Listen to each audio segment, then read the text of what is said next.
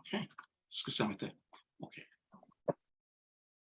Hi, everyone. Thank you for joining Heart for Iran's IMPACT32 podcast. Heart for Iran is a ministry partnership that has over 100 plus partners. And today we'll be speaking about bringing community and connection to the isolated believers inside the country of Iran. As you know, Iran is a Muslim country and Christians are in minorities, and evangelical Christians, especially MBVs inside the country, have serious challenges when it gets to connecting to the church. And it is mostly because of the hard restrictions placed by the government, making it illegal for Muslim converts to join a church. Today, I'm excited to introduce you our guest who will be helping us get a better insight into Iranian church. Robert Assyrian is a pastor from Iranian Christian Fellowship in London. He has an MA and BA in psychology, BA in theology, and he is a lecturer and the head of spiritual formation of students in Pars Theological Center. He is also the editor-in-chief of Shagird website. Shagird means disciple. Thank you, Reverend Robert. Welcome to IMPACT32 podcast. Thank you very much, brother. All right, we're going to dive into asking these questions. And I know you've been working with Iranian Christians inside the country. And I believe you are one of those pastors who have still, even though you are outside of the country, but you are still have a close connection with the Church of Iran. And the first question that I have for you, Reverend Robert, is we are familiar with the term church planting in the West, and we've been using these terms all along. Anytime a pastor wants to start a new church, but how does that look like when it comes to the Middle East? And you know, in the Middle East, we have this terrible persecution for the Christians. How do we plant a church when the fact that church planting is illegal? Yes. So I think we need to use other words to talking about the reality of the church. For example, inside Iran, I'm coming from Iran, and so I can talk about my experience regarding Church of Iran. So because of harsh persecution against the church, so first of all, the way of evangelism is personal evangelism. When someone try to make connection with people and sharing good news with them, usually it is through the personal evangelism or sharing good news with a family or family members that all of them coming to Christ. Because of security reason, you have no other choice. And so gradually, when different individuals came to Christ during a lifespan, they come together and form a church. I prefer to talk about formation of the church, not planting of the church.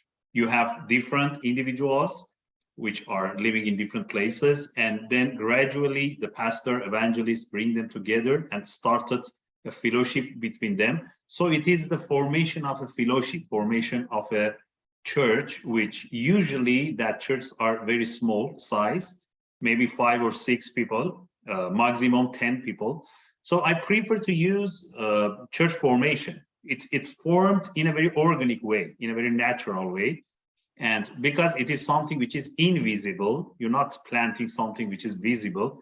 You're just forming a church which already people are there. People came to Christ by different ways and methods. Sometimes a family come to Christ, and that family house became the center or place that the people come together and starting their fellowship. So I think church formation is better word because of it shows its nature, which in a I can say in a process, which is a process that people from different backgrounds coming together, and then they form a church. I prefer to use church formation, and always it is invisible. Its entity is a church, but because it is invisible church, so church formation, I think, is better word. I prefer that. This is a very interesting distinction that you made here. So Christians, people, Muslims inside the country come to faith through different means, whether it's individual evangelism or a media, or maybe a supernatural dream or encounter of some sort. And then the person who is bringing together is this pastor. He's the spiritual leader who connects them all together.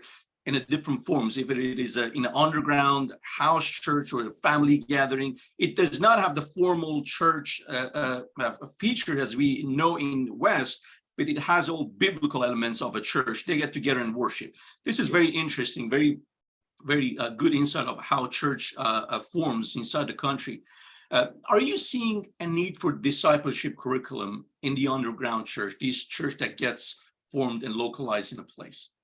Of course, because of the very specific situation of believers inside the Iran or Middle East countries, of course, the discipleship curriculum must be very different and very contextualized. First of all, the reality of persecution. The believers must be ready for every kind of persecution. I mean, the aspects of Christian life and spirituality, which every believer sooner or later will face it. We need to equip believers for that experiences. I mean, cross, I mean, rejection, I mean, preparation for giving your everything for your life, the cost of discipleship, I can say. These are the priorities that before everything, every disciple of Christ must know very well. Of course, the doctrines, the salvation, what's going on there, of course, it's very important. But first of all, every disciple need to calculate what is the cost of discipleship. Because sooner or later, maybe he can be in a situation that he can lose everything, he can lose his freedom. And because of that, I think that from the beginning, of course, you are sharing with them good news. Of course, you are talking about all the blessings, which is in the Christian life and salvation. But immediately, you need to talk about cross. Immediately, you need to talk about the cost of following Christ. And without that explanations, I think the believers very soon can see themselves in a situation that they are not prepared for that. So I think, yes, first of all, the meaning of cross, persecution, and what the person can experience, not from the government, but sometimes his friends, family can harass him, can reject him. Rejection is kind of experience that every believer can experience it. And sometimes that kind of rejection is more harmful than going to prison, because you lost your relationships, you lost your friends. So I think all of these aspects are very necessary. Of course, you need to talk to them about prayer, about holy life, about Christian doctrines, but very soon that practical aspects of to be Christian in a Muslim context, in a hostile context, these are the issues that from the beginning you must have in your mind and talk about it about your disciples. There are a couple of key words I think I saw in your explanation. One is contextualization. The second one is the cost of discipleship, cost of following Christ. And it is very important, especially for the next question. I want the viewers give us a little news about what Heart for Iran has been involved with in the last year, mostly, with the partnership of many other pastors and theologians, especially Reverend Robert Assyrian, and that is developing a curriculum, a discipleship curriculum that has those two features built in. One, it is contextualized, and the second pays attention and focuses especially on the cost of discipleship. It doesn't mean that the discipleship curriculum available from the Western world does not have contextualization. It does, but it is mostly contextualized for the Western audience.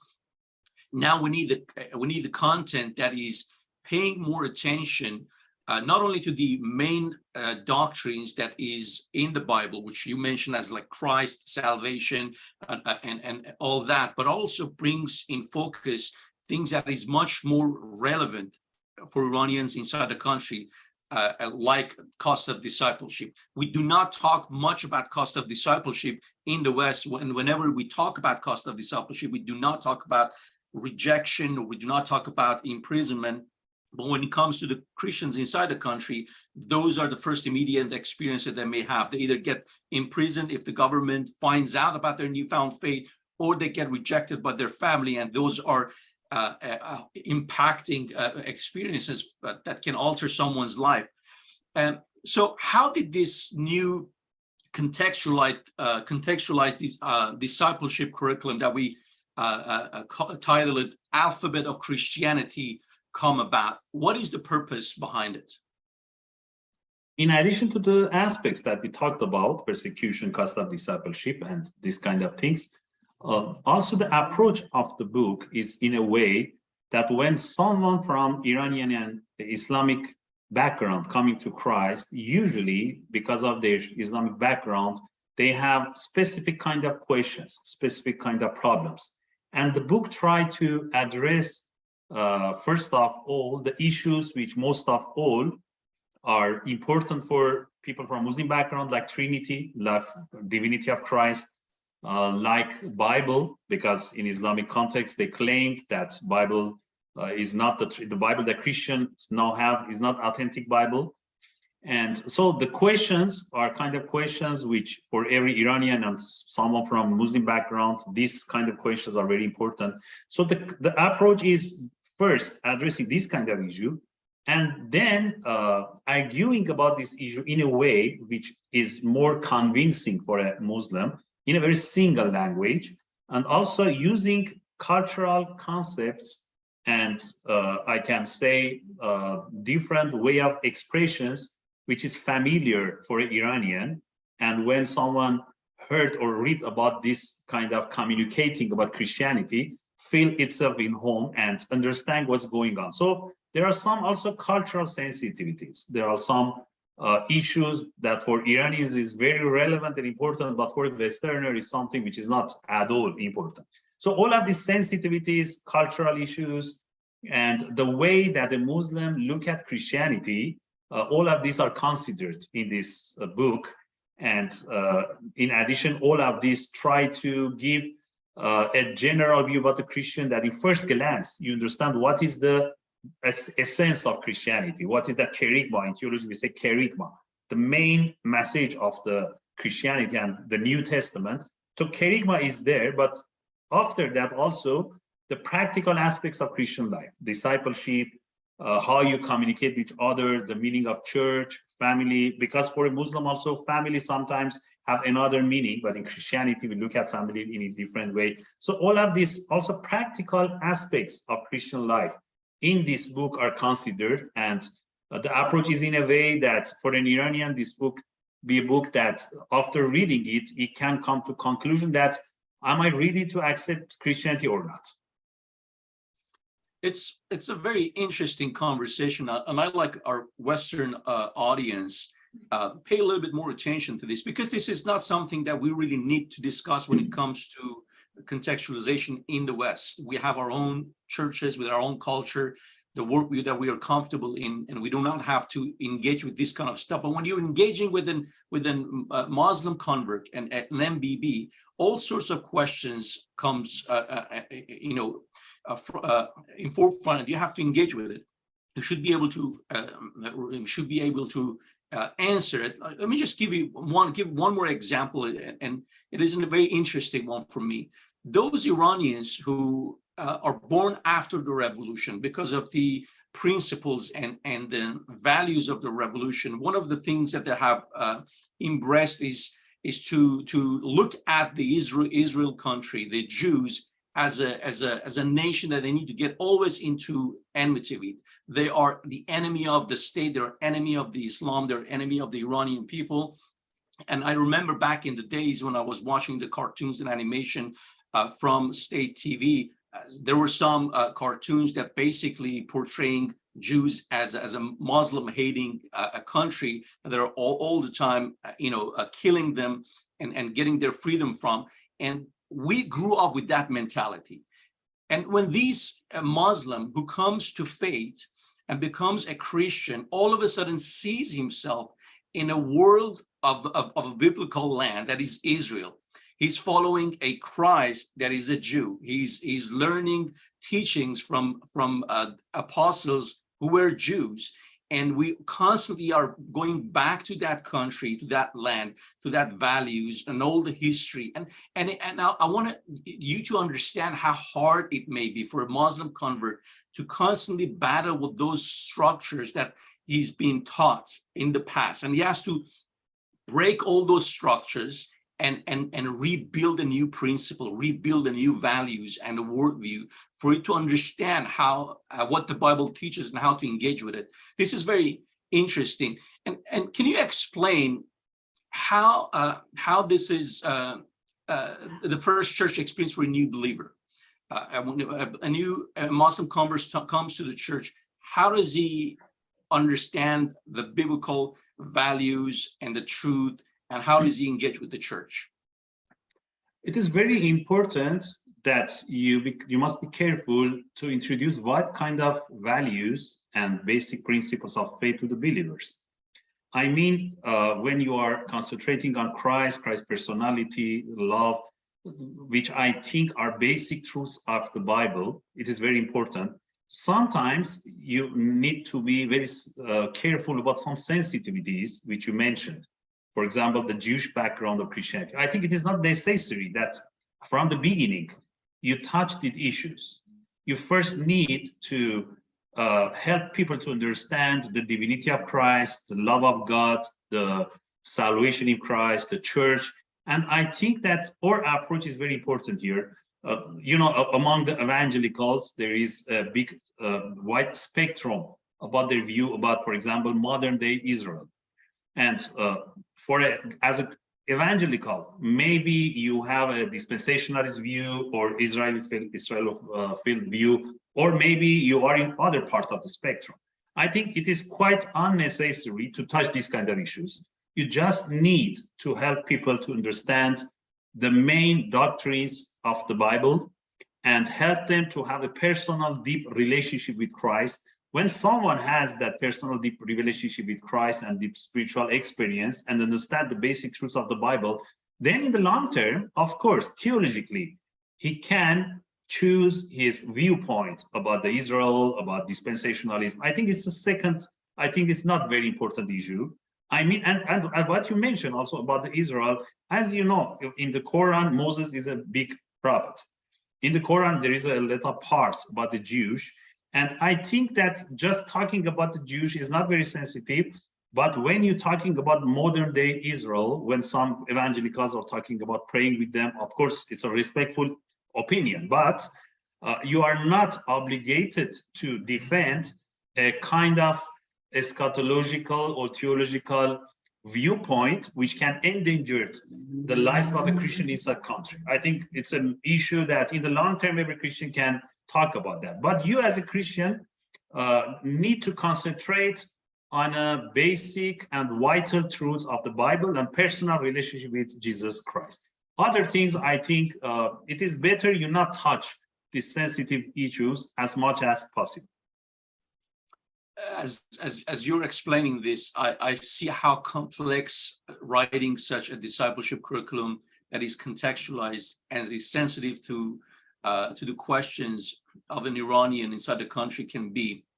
Let me ask you the last question, Reverend Robert, and that is, how do you keep the security as a priority when connecting believers to underground church communities?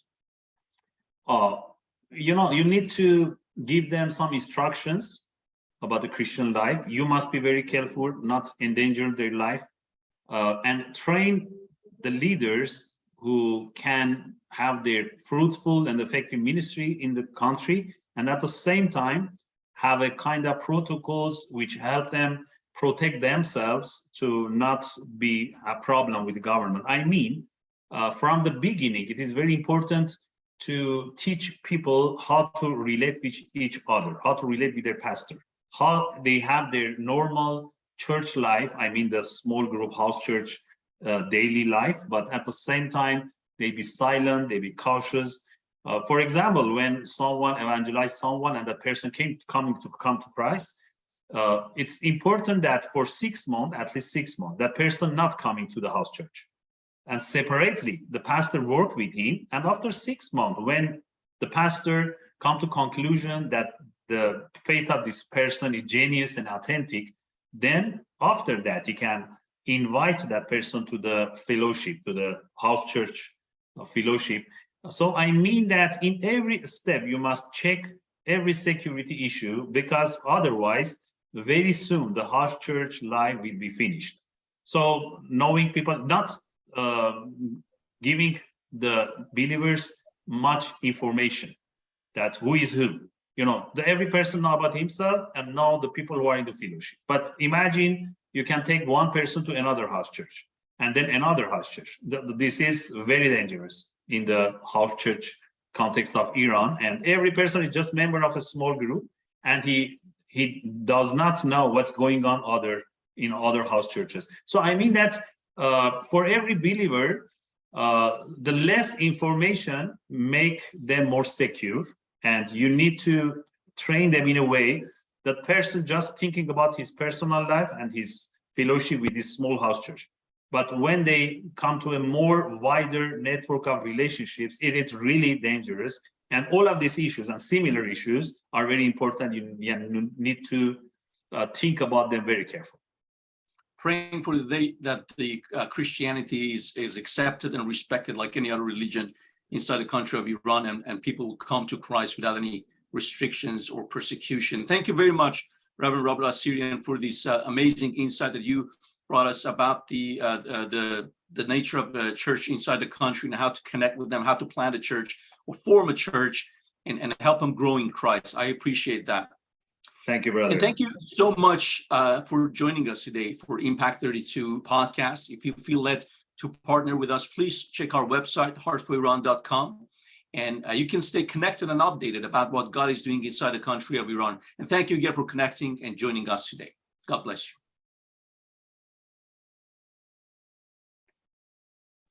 All right.